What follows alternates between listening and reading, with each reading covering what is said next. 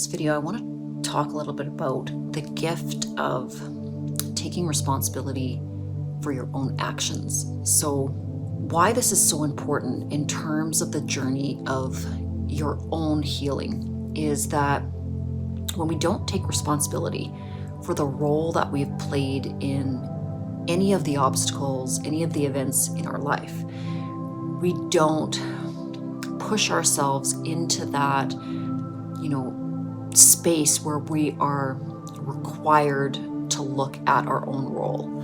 And unfortunately, and quite frequently, when we are seeing the world through the projected lens of the ego, we're always going to be looking for reasons why it was the other person's fault or why the world did us wrong. So it's kind of that victim mentality. And you really don't hit the precipice of real growth until you fully take responsibility for your own role. And this requires a certain amount of logic.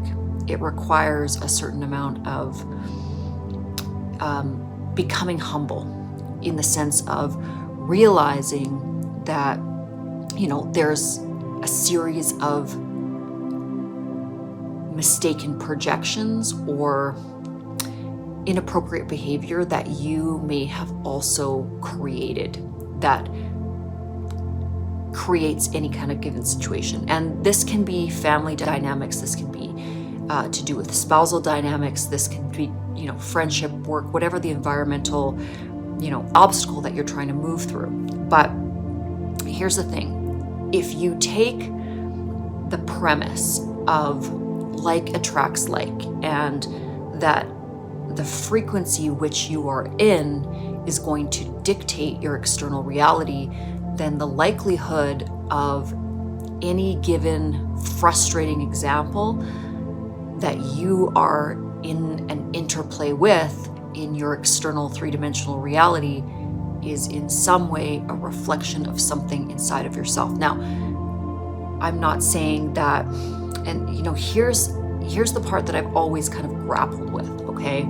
Because again, when I was a young child, there were some very difficult things that I had to go through. And when you take this perspective, how can a young child have called forth that kind of experience? Because they didn't do anything wrong. They were just a child. They were just born here. And so what I don't want to say come up with, but from the studies that I've done, from experiences or spiritual experiences that I've had, and also, again, very, very unique personal experiences from a very early age, and I'm talking like 1 or 2, I had these dreams of a lot of heaviness, a lot of darkness.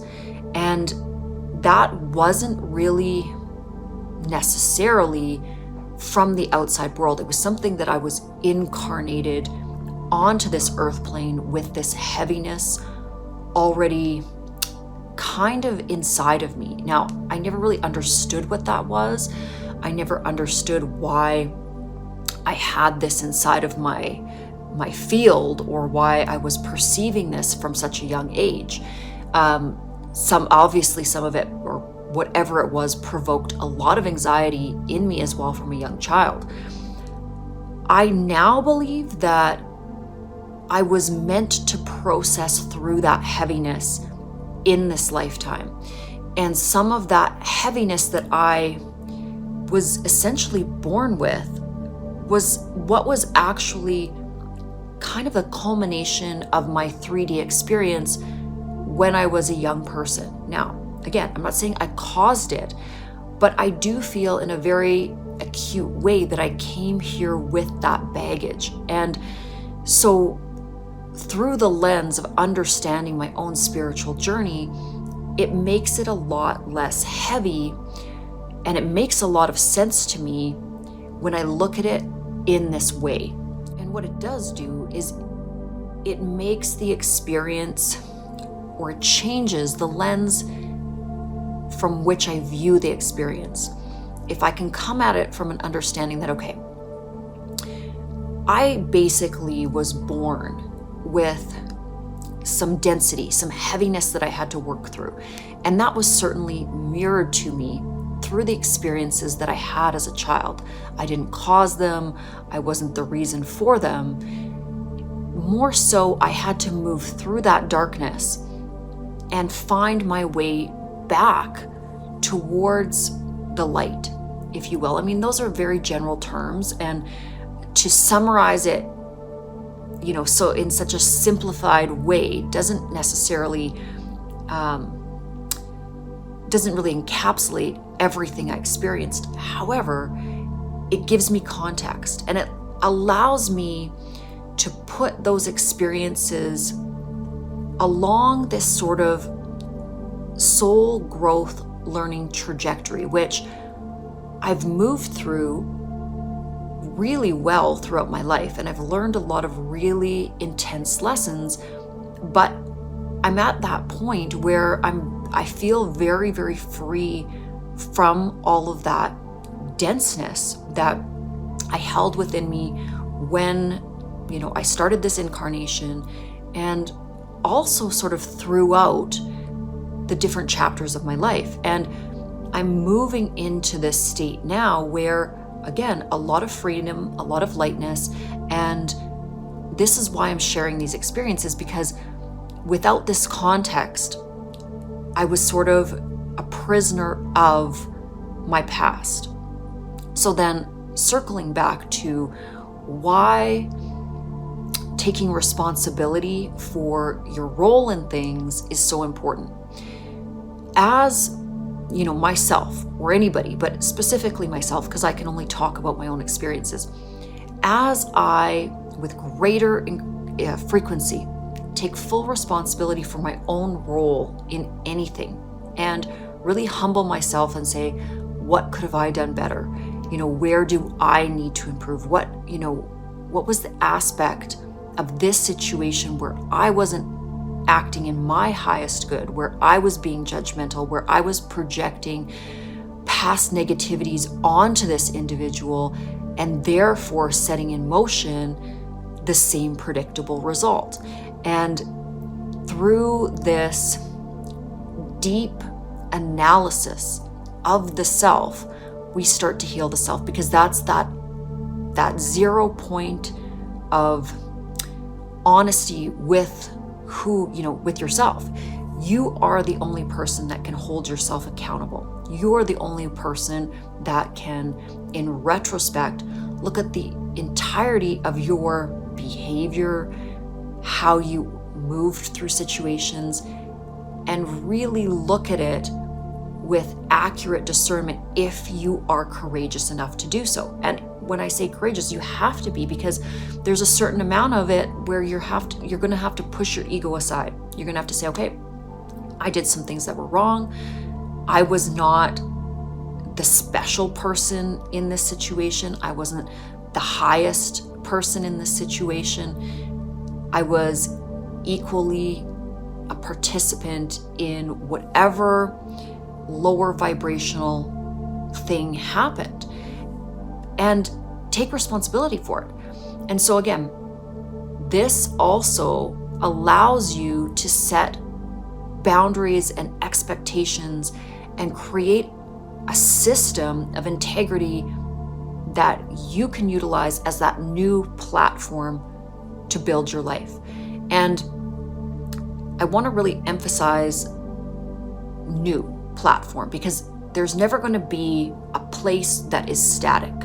You're going to get to a certain point, and this is what I've learned throughout my life. You're going to get to a certain point where you gain a certain amount of wisdom, and you're going to go, okay, this is really good. I've really got a great semblance of who and what I want to be. And I'm going to really pitch my tent on this plateau and stay here for a while. And that's good. You're supposed to do that. You're supposed to gain this insight and this wisdom, and then you get to rest a little bit and enjoy this newfound who you are.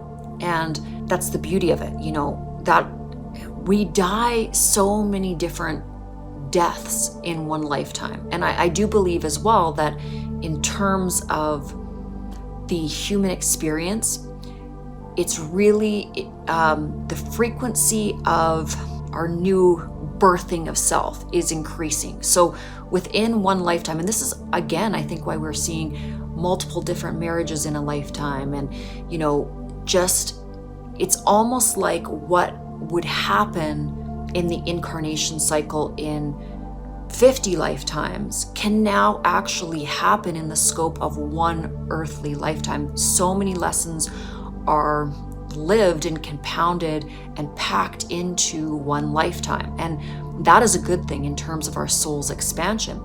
And in terms of experience, as we're doing this growing, as we're doing this seeking within ourselves, that's often why we do see a lot of transition within a single lifetime. People will vastly change their jobs. They'll have, different relationships. They'll have multiple groups of children.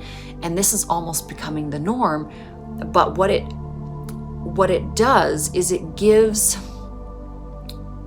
an individual the ability to really transform and become somebody totally different within the scope of one incarnation between these different kind of timelines. And so, the freedom in that too, in the understanding of this, is not to beat up on yourself if you're going through transition or if you have outgrown a set of circumstances. That's growth, that's evolution. And so we have these societal, ideologies where, we're not supposed to outgrow things. We're supposed to just stay static and stuck. And that, that doesn't work. And there's often going to be instances where, again, vibrationally, you have altered who and what you are so dramatically that you just can't exist in the same experiential place that you previously existed. And so what happens, in that kind of a situation is that, again, you will find that your friend groups will change. You may have to change your job. You may end up moving. You may end up with, going through a divorce or a separation, and finding yourself really magnetizing towards you a whole new group of souls that are going to help you evolve. And that becomes that new version of self, and that's great and that's exciting. And then through this self-discovery and through the examination of the betterment of what you're trying to create within your soul's own blueprint and framework, you may outgrow that next situation as well. And so it's always evolution. I mean, that's the fundamental point I'm trying to make, is that we are, as a soul, we are meant to continually evolve. That's the process. And that's the beauty of the beingness of a being. And so stepping away from the fear of that evolution is going to be the point where you really kind of transform from that caterpillar into the butterfly. I'm not going to go on and on about this. Again, I want to kind of keep this video a little bit short, but hopefully there was some insight in that for you, and allowing yourself that space to look into your shadow, to look into your dark side, to look into maybe some of the instances where you have fallen short, and work on correcting them and work on looking into that darkness. It's a powerful experience, and it is what will help you transform. And also some reassurance that if things are in flux or in transition in your life, that just means that you're moving to a more beautiful timeline, something that's more aligned with the growth that you're making. Okay, well, I'm going to sign off here, and wishing everybody a really great start to their week.